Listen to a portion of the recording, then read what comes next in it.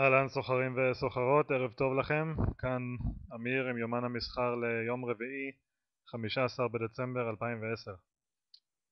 ביומן הערב אני אדבר כמובן על המסחר שלי במניית אבנר. היום שם התחיל טוב אבל נגמר במהלומה כואבת בשל חוסר משמעת שלי ומסחר עם הרגש במקום לסחור עם הראש.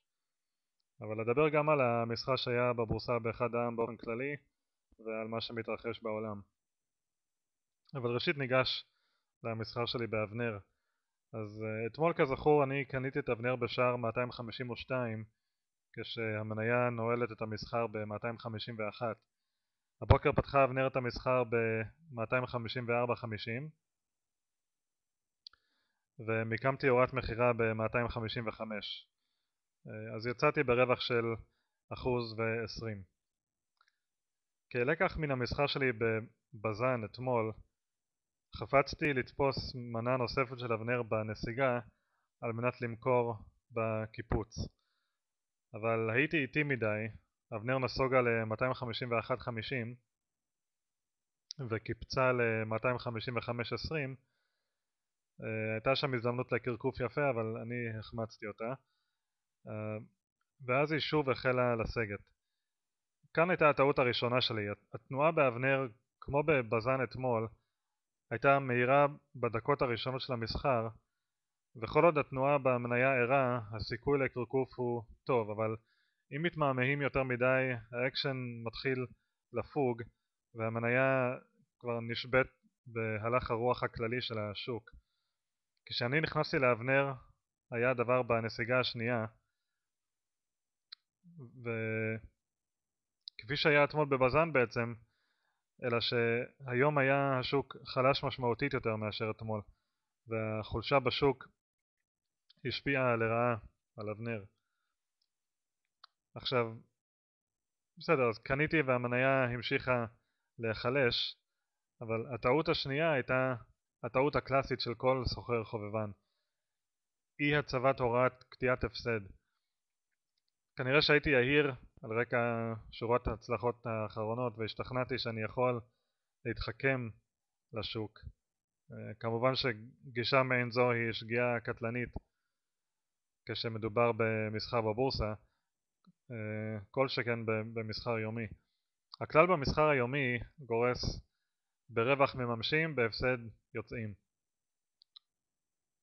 וכך הוראת קטיעת ההפסד שהייתה צריכה להיות ממוקמת ב-251.20, אילו הייתי דבק בה הייתה נחסכת ממני הרבה ממה שקרה באבנר בהמשך המסחר.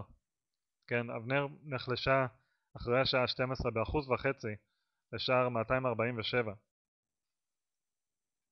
וכל הזמן אני ממשיך להחזיק בפוזיציות שלי כאשר כבר אין לי שליטה עליה מבחינה מעשית, והיא נתונה לגמרי לגחמות של השוק.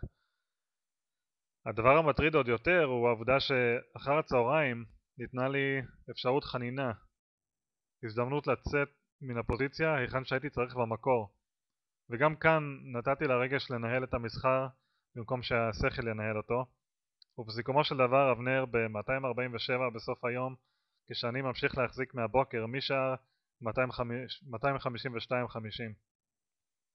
עכשיו, ייתכן מאוד שהאווירה החיובית בוול סטריט תחלץ אותי מן הבוץ שאליו נקלעתי, אבל עדיין אחת הסיבות שבגללן אני בכלל מעלה את הסרטונים הללו לרשת היא כדי למנוע מעצמי עשיית שטויות. כי כשאני צריך לתת דין וחשבון לצופה, אז אולי אנקוט במסחר חכם יותר מאשר אם אני סוחר לעצמי בלבד.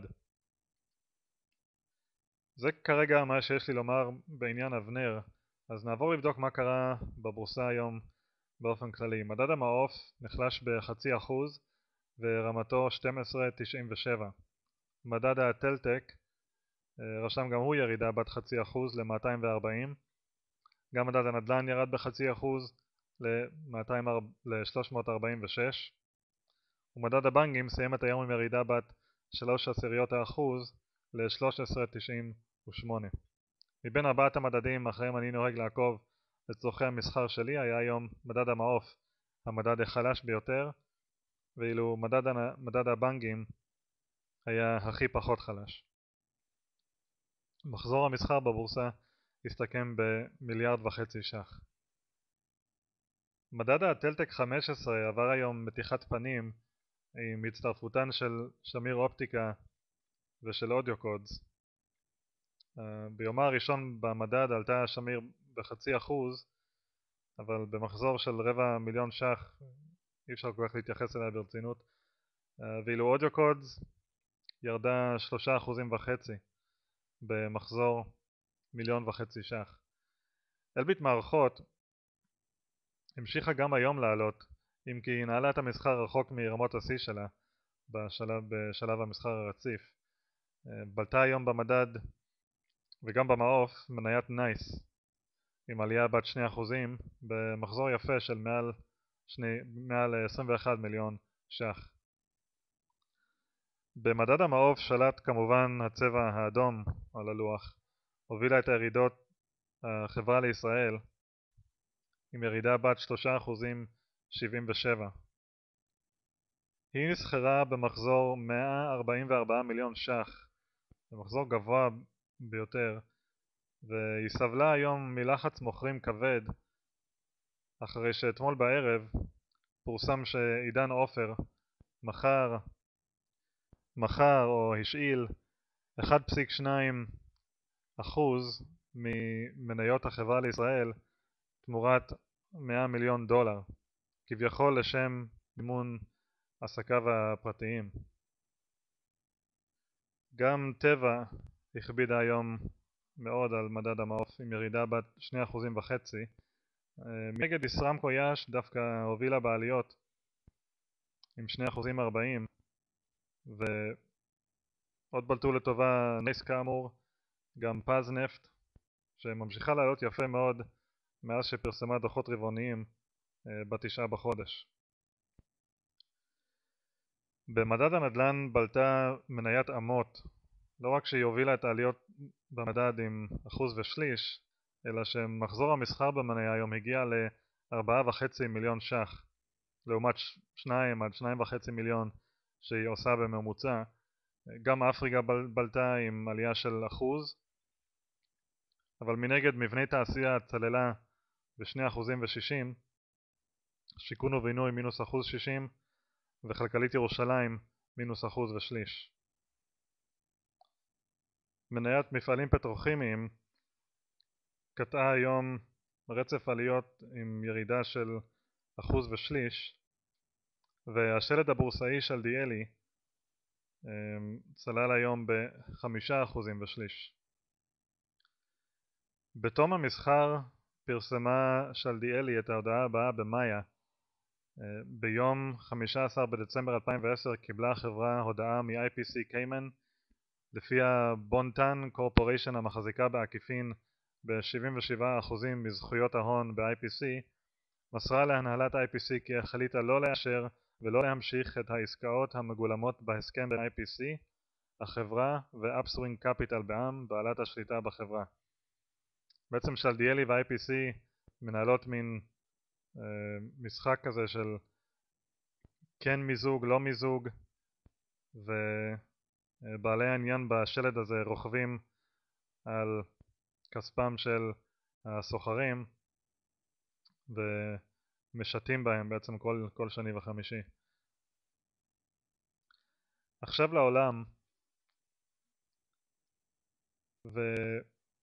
ואמש נחלשה הבורסה הסינית ב0.5% לרמת 2,911.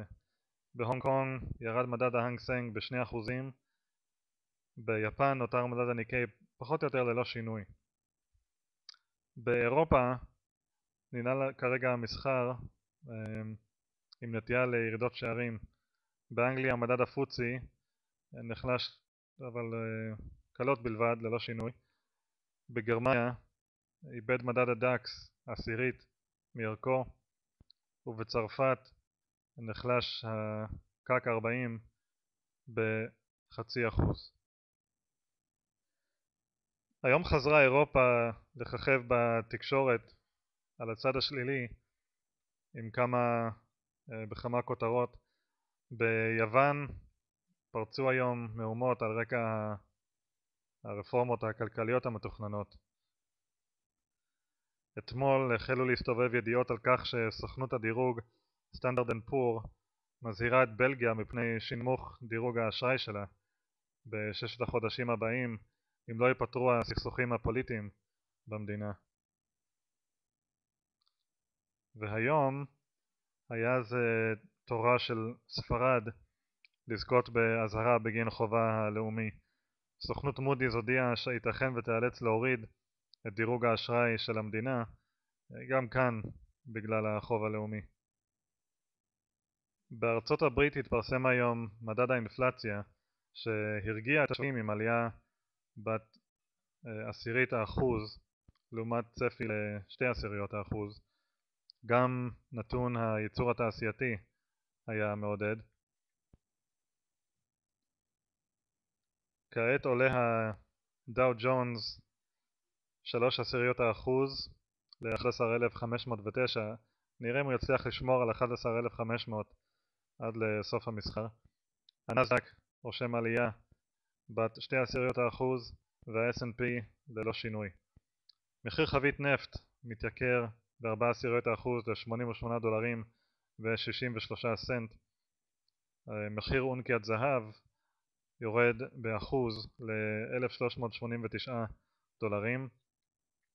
שער הדולר מול סל מטבעות העולם עולה ב0.5% ל-79.75, ואג"ח ל10 שנים של ארצות הברית שיעור הריבית עומד על 3.42%.